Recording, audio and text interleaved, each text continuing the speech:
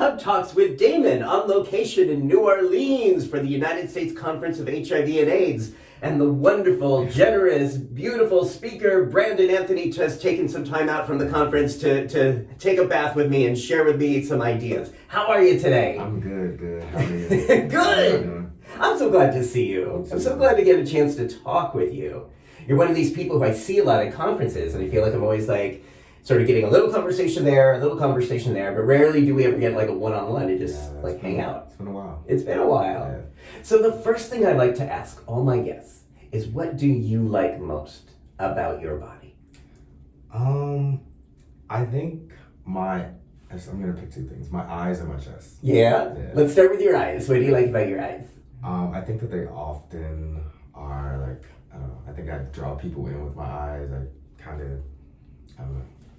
don't know. I like my eyes. I like the shape. I think that they draw people in. I think that they're beautiful. They are very much. and I also just want to make sure you speak so people can. Oh yeah. Okay. Tell me about your chest. I don't know. I think it's one of my favorite days to do at the gym. So I'm just pumping it up, making it feel good. Yeah, see them show people. It is very pumped. Yeah. I think the whole time I've known you, you've been very proud to show your chest. Yeah. Always some cut off shirt. Yeah. Did you always feel confident and good about your physical body? No, I don't think that I have. So like, often suffer with body dysmorphia, and so having that question alone, sort of helped identify a thing that I like about my body. But I think we as people always find the bad in ourselves, and so I think body dysmorphia is one of the things that I sort of suffer with. So when you say body dysmorphia, what does that mean for you? I mean, waking up feeling, I wouldn't say unattractive, but like, oh, I need to drink less, I need to eat differently, I need to work out more, this looks flabby today, or this doesn't look good, or what do I look like in this shirt or in these pants, or things like that, I think.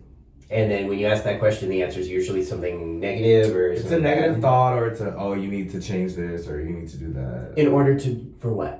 And it's the thing that's constantly like, that's what I come back to, is like, who am I doing this for? Like, if you're happy, if you're proud, if you know you're doing the best you can, then who are you doing this for? Okay. Yeah. Have you found that you've been able to get to a place of challenging those ideas a little more, or focusing back on really seeing your body in a positive way? Yeah, I definitely do. You look through older pictures where your body was different, or I use affirmations, or I think just a lot of changing the way that I'm thinking about it, or what am I going to do differently about it if I don't change the way that I'm thinking about it. Yeah. One of the things I find with body dysmorphia is that it's sort of a never-ending loop that doesn't really work. So, for example, question being like, okay, one thinks you should change your body in some sort of way. Okay, so let's just say you do that. And then, that's like, and then what? So you get an affirmation. Right. And attention from other people. And that can feel good. But then what happens right after? Yeah. Or even receiving that affirmation. So then sometimes when someone says something about that, then I might think the opposite of that compliment. So if someone says, damn, you look good. Yeah. You think like, what? oh, damn, I probably should have done X, Y, Z, or, it's a continual cycle. Yeah. So if someone doesn't, affirm your body, or doesn't think you look good, or somehow is cruel, what does the mind want to do with that? I think I'm a little bit less conscious or paying attention to things, or like my body or hair or whatever it is, versus when people are complimenting it, then I start to overthink, and I don't know, it gets weird. So if someone doesn't like your body, you don't overthink it. Yeah. But if someone does like your body, you overthink it. So either way, it seems like that part of the mind wants to perceive the body as a source of something painful or wrong. Yeah. And I think it stems from, I was a heavier person in the past. And so I think, the times when I was heavier, like no one ever walked around talking about my body size, but I was a heavier person. So acknowledging that, and then being where I am now. And I think the constant fitness journey, or like goal body that you have in your head, sort of plays a role in that. Wow. Yeah. Is there based on what you've learned, is there any advice you give to someone who is struggling with this, or looking in the mirror today and thinking something negative about their bodies? I mean, one, I think you always have to come back to you're living. So like there's so many people that don't have the opportunity to have a body and on this earth and have full control of their body. And so I think being alive, being well, having that sort of opportunity means that you always have the opportunity to change and grow and work towards whatever image you're hoping to get to. Yeah. Yeah. So really loving the fact, being grateful Yeah. that we even have these beautiful vehicles Yeah. to begin with. Absolutely. Yeah. Can you imagine ever getting to a place in your life when you can look in the mirror and see your naked body and say, yes, I mean, fuck, I look hot. usually every morning. So now you start do. there in the morning. I mean, I start there in the morning, but it's like after you've eaten or whatever happens. You know? It's just like in the morning, I'm usually like very appreciative, and usually before bed at night, I'm like very appreciative of my body. Yeah. Okay. Yeah. And as you get older, do you find you're more able to do that than when you were younger? Yeah, absolutely. Wow. Yeah. And so I think, and I don't know how if we're gonna get here, but so part of like me getting there was also sort of creating a party space or like a celebration. Let's talk about the dungeon. Yeah. Let's talk about it. We can talk about it. The name will be changing soon, but because so many people are having dungeon parties, and it was originally just like a birthday one-time thing that sort of got pushed into being more. But so it started as like a birthday party, and then Your birthday party? It was my birthday party. Okay. What were you? How old were you? Turning 33. Okay. I was turning 33. And it was, I mean, obviously I had been thinking about like circuit parties and how often the parties I had been to were more inclusive of like non-people of color and like non-fit bodies. And so I wanted to create a space that was curated for people of color of all different sizes and celebrate their bodies. And I know there's other parties like that, but not particularly in the South and not particularly in Texas. And so living in Dallas now, I wanted to like, as part of me like accepting my own body, and it was my birthday, I wanted to just do like a celebration of bodies. And so that was the first party. And so it sort of gained some traction. We've had a few other parties. We've received some financial support, and other people are watching it. And so that's been really great. But I definitely want to create a safe space for folks to like do their things, have sex, use their drugs that they use, enjoy their bodies, party with other people, have a good dance time. And so yeah. Wow. So you were saying in the circuit world, there's often, if I found not a space or a positive space for people of color to be safe, of different shapes and sizes, ages, to celebrate and be able to feel safe enough to play. Yeah. That's often the circuit community is very limited and I call shitty and their sort of limited aesthetic. For sure. Yeah. So you were finding that and decided you wanted to create something different. Yeah. And also I think it has been a way to ease folks into the circuit scene. And so people have said this is the first time I've been to a circuit party, and now they've gone on to other parties where they like know how to navigate the space, or they don't feel a bit isolated, or they've taken more of their friends to the party. And so I know that it's sort of been a gateway for people to like get to other circuit parties and even out of the country, and so like see that like out of the country it's not just how we've sort of curated our circuit parties in the United States. So you would say the dungeon is a circuit party? Yes. Okay. I get it, because I think of circuit parties as sort of I call it circuit like ish. That's because cool. I mean there's like we play different music. I think there are dark spaces. There's like all the aspects of the circuit party. We have harm reduction, so we've brought in like fentanyl testing strips. We have Narcan. We've had like HIV referrals and resources and health equity, sort of a whole approach to it. But yeah, so we definitely want to combine harm reduction with HIV, with parties, with making sure that everyone feels included in the space. Wow. So these resources and tools and information is available at your parties at the dungeon. Yeah. That's great. That's great. Because I think so much of what we talk about at conferences like this is, how do we get these tools out, and how do we get black men to learn about PrEP and U equals U and harm reduction? And I think, what you're doing is much more in alignment with the real world. It's like, it's not like, oh, how do we get these people to do things and conform? It's like, enter and be a safe resource right. in a play space. And take it at your will. So like we're not we don't have people at the tables. Like, it's just there for people to take at their will. There's information, there's QR codes so people can scan and get the information that they want. And then, you know, we tag the sponsors and things so people can always go back to their pages, who are usually like some sort of health resource or pharmaceutical resource for them to get information on. Wow. Yeah. So this started off just as a birthday party. It did. And now has become more of a regular event. It is a regular event. I have a 503c, so I'm able to do that. So it's like one of the things that I plan to sort of support through the 503c with funding. And so, What's the difference between a 503 and a 501? Or is there? You said you 503c? 503c is the nonprofit. I thought a 501c. I don't know. I'm not good at this part. I think it's 503. Okay. Okay. So But it's a nonprofit. Yeah. It's a nonprofit. Yeah. Okay, so you created a nonprofit. Yes. Where you get to create, one of the things you do is create safe one spaces. Yeah. I think a lot of it is going to do some like technical assistance. I think I want to move into the space of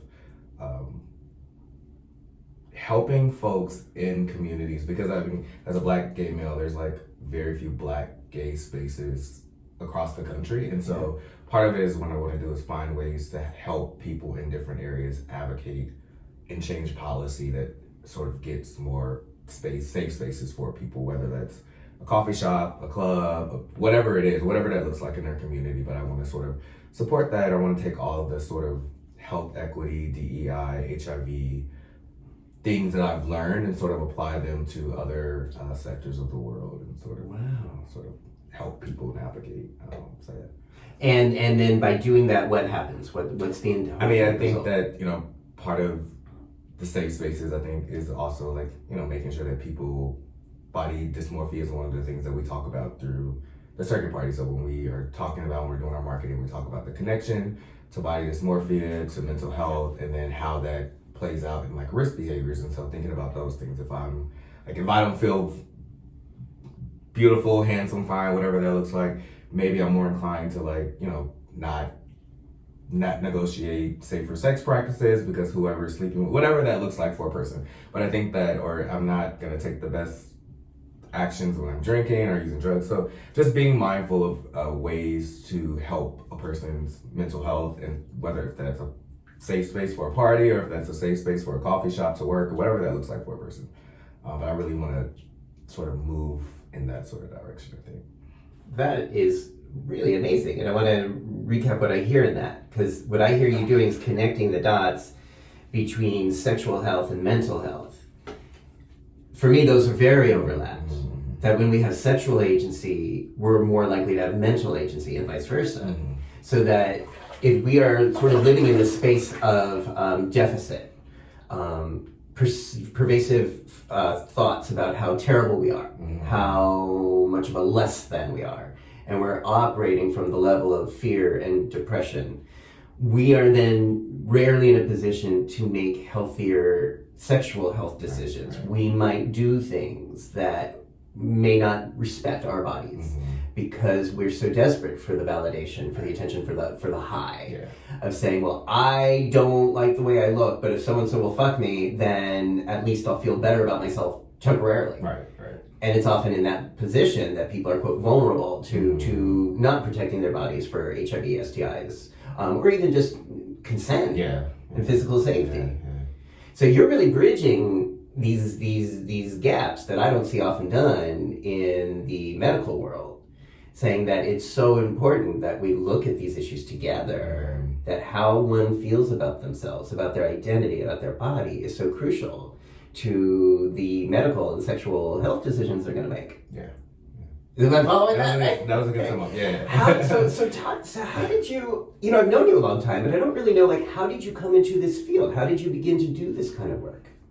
It's probably no incident that we're in New Orleans. So I actually started in New Orleans. I was in undergrad here. I was on Craigslist when they used to post jobs, and I saw a job on there, and it was like untraditional evening, weekend hours, and I was like, okay, sure, let's apply. It was a whole interview. Literally, I think I walked past this hotel doing our interview because we did like outreach in the streets of New Orleans as part of the interview process. But yeah, I started there accidentally. Obviously, it was an accident that I found the job, obviously not the connection to HIV, and have had family members and friends that had succumbed to the virus. But definitely is how I got into it. It was completely by accident. It was like 15 years ago. Wow. Yeah. So there had been some personal experiences and just this opportunity. Yeah. And it took hold for you. It did, yeah. What have been, have you been working in the HIV field or prevention or treatment somewhere for the last 15 years? Ish. So like I was doing like direct outreach services here. I integrated a sexual health program into a behavioral healthcare setting in Chicago. And I came to New York where we met, where I worked on the nation's first sort of PrEP program in New York. And then I moved into capacity building assistance. And so for the last about 8 years, I've been doing that. But Capacity building assistance. So training, technical assistance to health departments, community-based organizations, clinical settings to integrate or improve services that they may be providing. When did you start to connect the dots between mental health and sexual health, or has that always been clear to you? So I think, working in the behavioral healthcare setting was really probably the biggest opportunity to see it, because they were a place that was providing mental health services to severely mentally ill people. Sorry, that did not come out good. And so they knew that they had like medication assistance programs, and so people were coming in taking medication. This was like 2012 I started there, so PrEP had just FDA approved. I think I actually came to USCHA in New Orleans that year. The next year, it was around that time, and that's when I first learned about PrEP.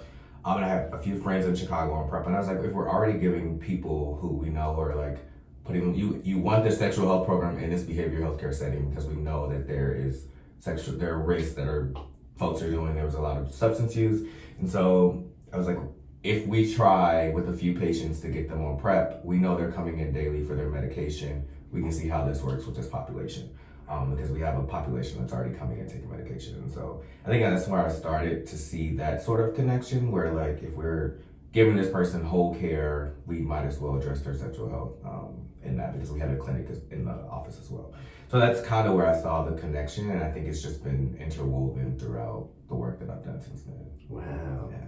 Okay. Have you received pushback or resistance from the traditional HIV Inc. community for the way you integrate these things? I don't think so. Okay. I don't think so. I think that's been fine. I think in a previous organization where we did, there was two sides to the organization, where we did lending on one side, and then we had like training and technical assistance on the other side.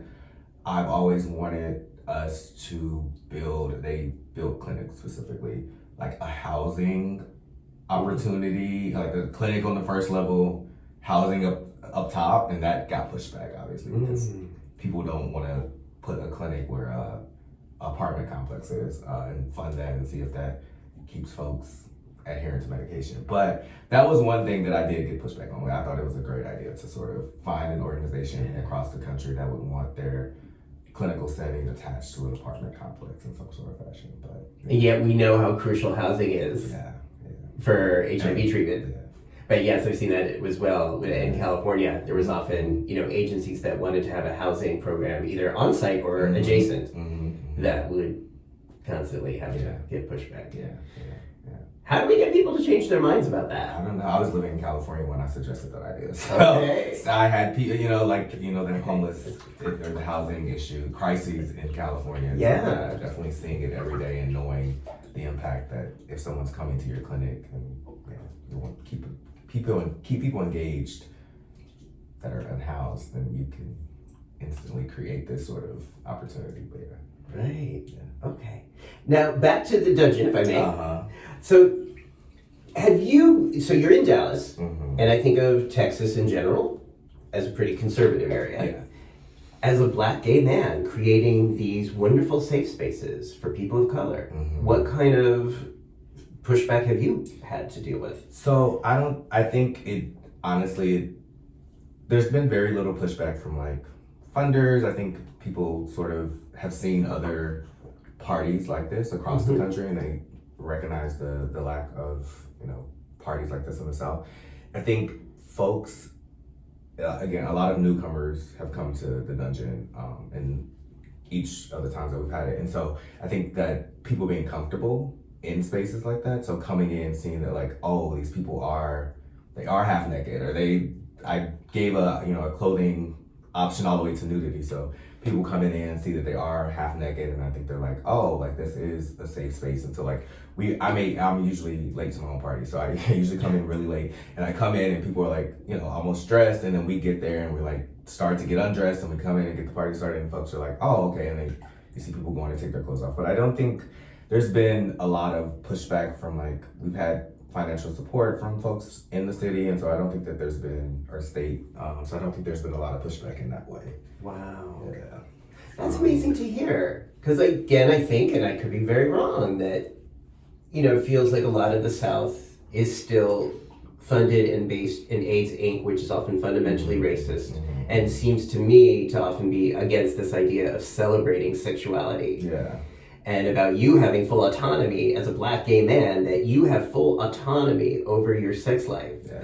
I feel like there's resistance against that, especially in the South. But tell me I'm wrong, or tell me where I'm at. I definitely think that there is. I mean, it could be that like the connections that are in happen. So we do want to move the party across the South. So it's not, the plan isn't to stay in Dallas. I want to take it to other Southern cities, and especially cities that we know are greatly impacted with stigma, that don't have any spaces together.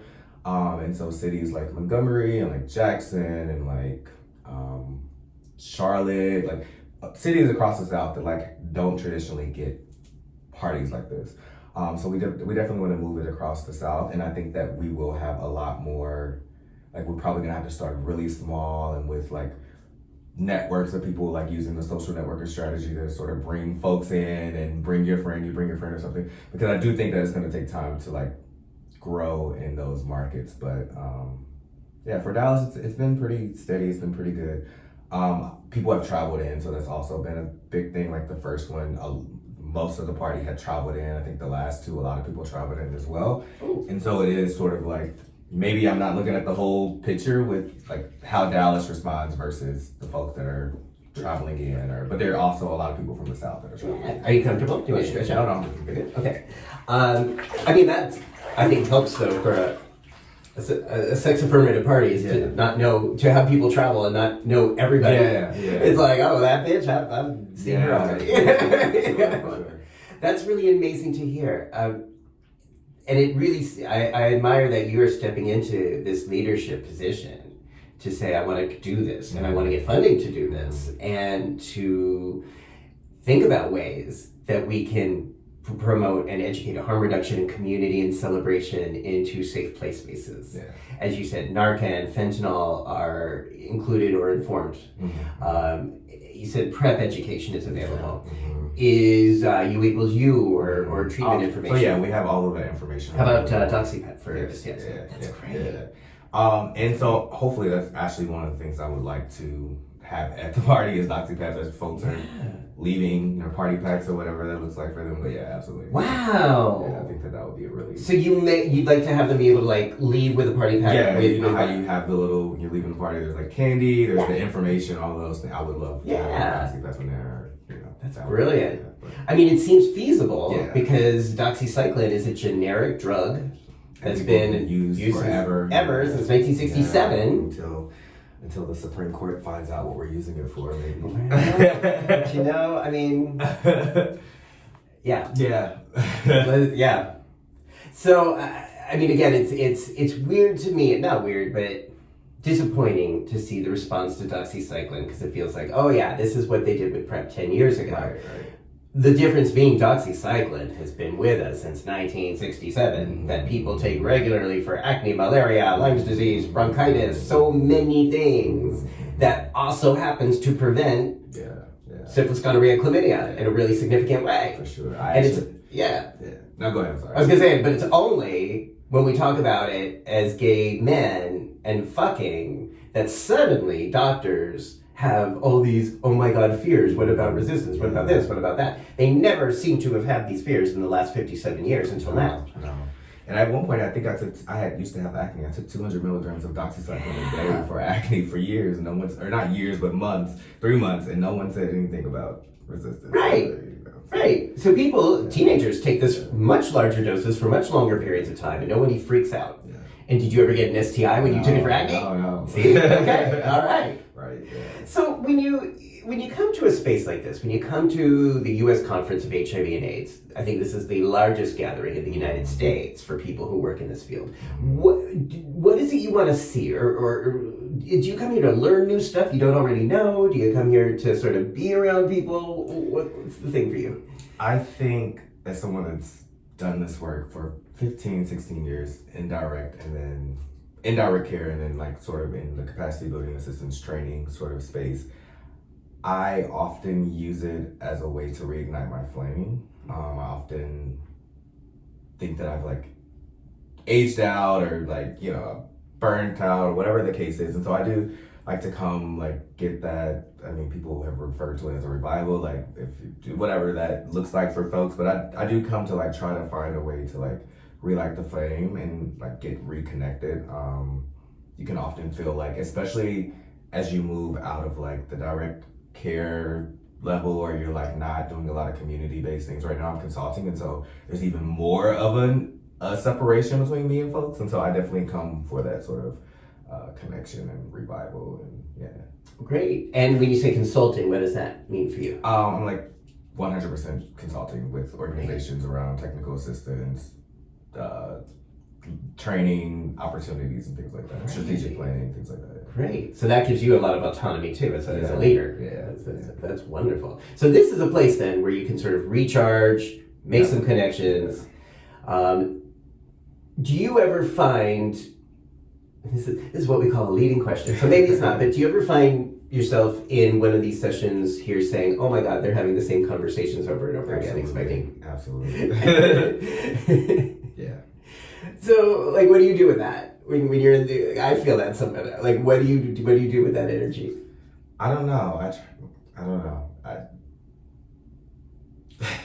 don't know. Okay. Yeah, that's fair. I mean, because it happens more often than not, especially when I was doing capacity building assistance with an organization where like these are things that we usually would be talking about in a normal day, and then like when they're presented to us at conferences, I feel like there probably should be like, and I think they used to do like beginner, intermediate, advanced, yes. Right. I think that based on your knowledge prior. Yeah. Right.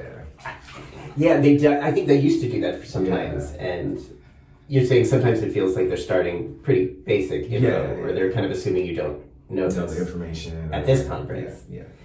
Yeah, I mean, I too. I sometimes I'll go to sessions because I know who the speakers are, and I go to the sessions that are more about storytelling because I'm going to learn something I didn't know about somebody's experience. But it feels like most of the time I look at this, not that I know everything, but just like, oh man. I mean, you're coming from New York, so like the same shit. Yeah. If the Harris administration comes to you and says, Brandon, we're working on this ending the epidemic plan, and we want your input, what would you say? What would you do? How can we end the epidemic, that's their terminology, by the year 2030 or 2035? And they come to you. What would be your advice? I obviously would say make sure that we focus on the South.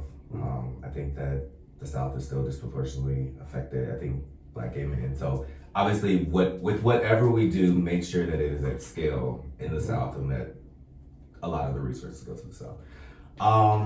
I obviously holistic care, health equity. I think that there should be.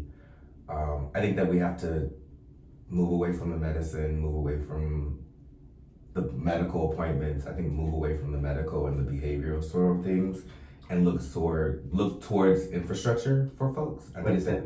So like jobs, housing, transportation, all of the social determinants of health that are sort of impacting everything else, like related to HIV care and ending the epidemic. And so I think making sure that infrastructure is there. We have in the Harris administration, I believe that they will be, responsive to the needs of folks. So I think making sure that the places that are created or exist are like culturally relevant. Like I think that we just have to really build infrastructure. Because I think access, if there was a way to instantly make all of the governors across the country accept the Affordable Care Act, whatever that looks like. But I think that there definitely has to be a way that we build infrastructure into the next ending that pandemic plan.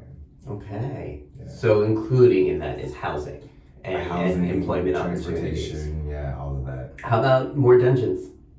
I mean, in a perfect world, there would be funding for cultural, and we talked about yesterday, the HIV in the South, Black in the South Summit was supposed to have an afterglow, which was going to bring in artistry. So I think that making sure that there's allocations for art and cultural things should be included. Yeah. So art and culture, which includes the dungeon. Yeah. Absolutely.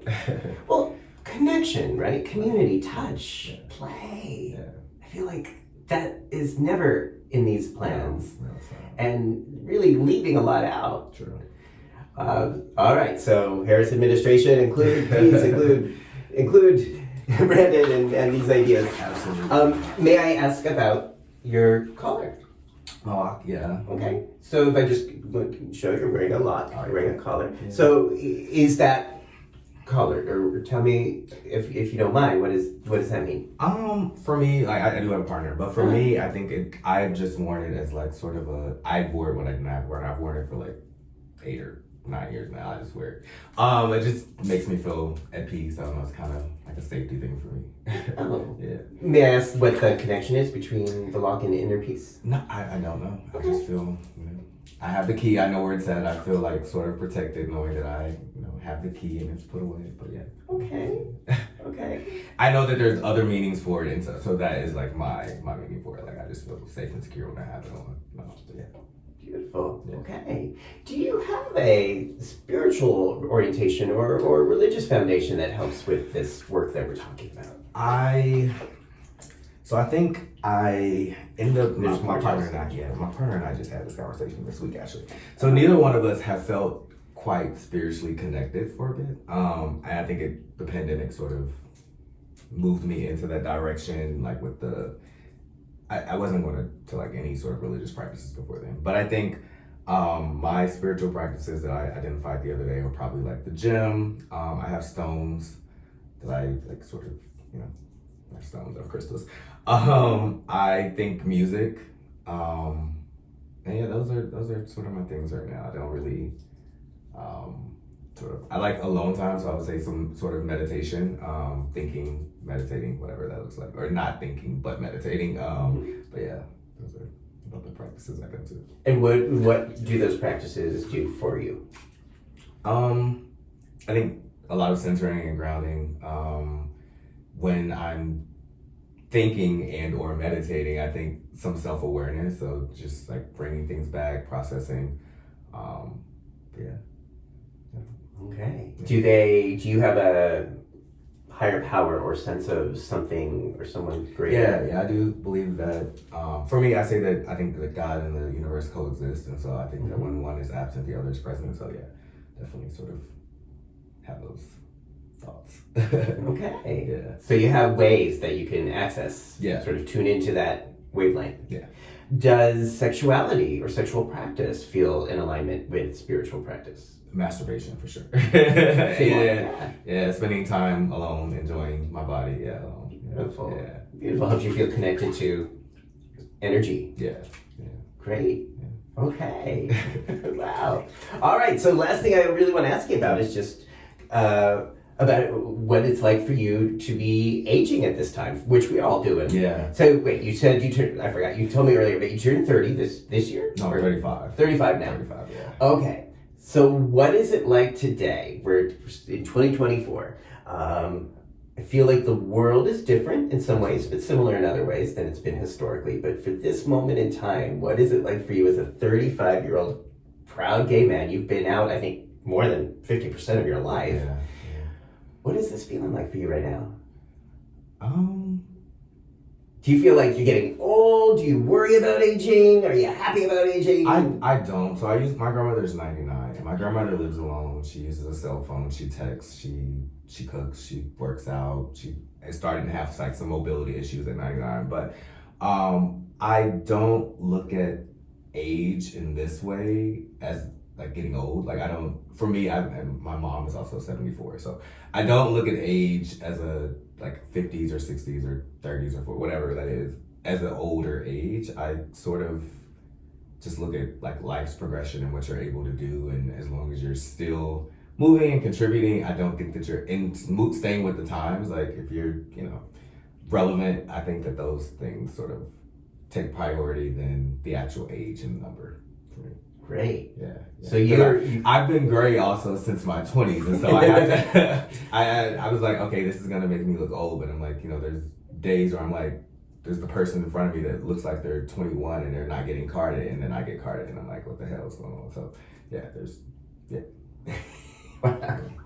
But so you've had some really positive people in your life, role models of people who have gotten older and still been powerful and independent. Yeah. So you know what that looks like. Yeah. Was there anything about aging? Go ahead. But I was gonna say, but in terms of the work, I think coming back to the like me saying the conference and burnout and things, so I keep trying to find ways to like, because I know that like I think one of the speakers said yesterday, like me going to the club and doing tests, and like I haven't done that in decades, but me going to do that, I would not be the right person to do that, but like guiding a team that would do that. So I think that like people have to find ways to recreate their career in some sort of way or stay relevant and maybe take a step back. And so those are the ways where I see aging in like the HIV workforce for me, is like there's other people that have more energy to do this, or that are more interested in doing this, or that might be more appropriate to do this work. And so sort of trying to find a way for me to still fit in. Also acknowledging that like, you know, I want different career paths and like to different things to do. And so being mindful of all that, but still wanting to be connected to the work is sort of how I've like aged in and out of HIV work. Wow. Now, are you saying that for you at 35, it feels like you've aged out of some social spaces? Yeah. That's interesting. Yeah. Now, at the same time, when we think about the dungeon or other spaces, would you say that you are, would you say you're older, younger, in the middle? I think because looking at the population that has come to the circuit parties, because we track Asia and things like that, it's typically people in their 30s, and so it's 30s, and it's been 30s, 40s, and then there's like been 50s, and then like maybe like 24 to 29 or whatever. So looking at those things, like I feel kind of in the middle. But club spaces, I'm like, I don't know if I really want to be in the club all night, in a regular club. Like circuit scenes, I feel like you're going to get a host of people across different ages. And I've sort of, my friends and I sort of like, okay, like we kind of don't like regular clubs anymore. We also like being in clothes. So like, let's just go to a circuit party. But yeah, so like, but I think lounges, if it's not the circuit party, I like prefer to be at a lounge, champagne, the hookah, something like that. Yeah. Okay. Yeah. So some spaces, Yeah. perhaps you're now on the older side. Yeah. I mean, I wouldn't say, I just don't want to be there. I don't know if it's like age. So that's different. People my age or people older than me may still be there every night. Right. I just don't want to be You there. don't have, and I can get that. Like, you don't have the energy, you don't really want to stay up all night in the club. Yeah. But I was just curious if you felt like you had aged out of that, or you were just saying you just don't fucking want to do it. Yeah. Which is great to know that. Okay, I wasn't sure if you were feeling at 35, if you were already feeling some ageism in the community itself. I don't think so. Okay. No, I don't.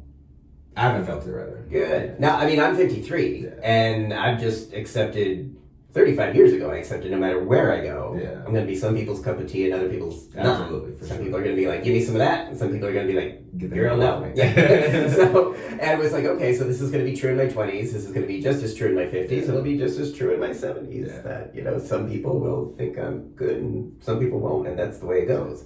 But that helped me early on say, all right, so these concepts of ageism are, for me, just were like pretty irrelevant. And there's a whole generation of us that are getting older in a way and taking up space in a way we never did before historically, which I think is really exciting. Yeah.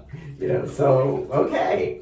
Brandon, is there anything I have not asked you that you want to share with the bathtub audience and the world and about your life, your thoughts, your dreams, your hopes, your spirit? No, I mean, I just hope, you know, the Harrison administration wins. So, I think the only words I would leave with people is continue your resilience. I like that so much. What, if any, you may have said this already, but what, if anything, today is giving you a sense of hope?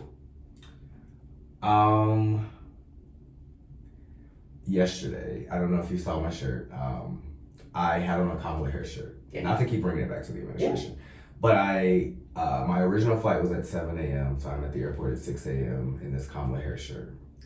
And they had canceled my original flight. And I ended up getting on a later one. But as we're like rebooking me for the later flight, this white lady walks over to me and she's like, she kicked his ass last night. And I'm just like, what's going on? Like, cause at 6 a.m. I'm not awake. I fly either in a Megan Thee Stallion shirt, a Beyonce shirt, and now Kamala is my new travel shirt. Yay. So I was just like, what is she talking about? And she's like, your shirt, Kamala kicked his ass last night. And I was like, oh yeah, the debate was great. And she goes, I'm a lifelong Republican, but I'm not voting for him. I can't support him. And I'm trying to bring all of my friends along with me. And I was like, oh, that's really great. Like, I'm still half asleep. I get my ticket, I check my bag. I go through security. Another lady says the same thing to me. She's like, oh my God, Kamala Harris, I'm a lifelong Republican, but I'm not voting for Trump. And so I think people seeing whatever they see that they don't see in Trump, like whatever the thing is that's pulling people to Kamala Harris, like whether it's reproductive rights, whether it's the housing, whatever it's the policies, whether it's just not knowing that we can't have Trump for another 4 fucking years.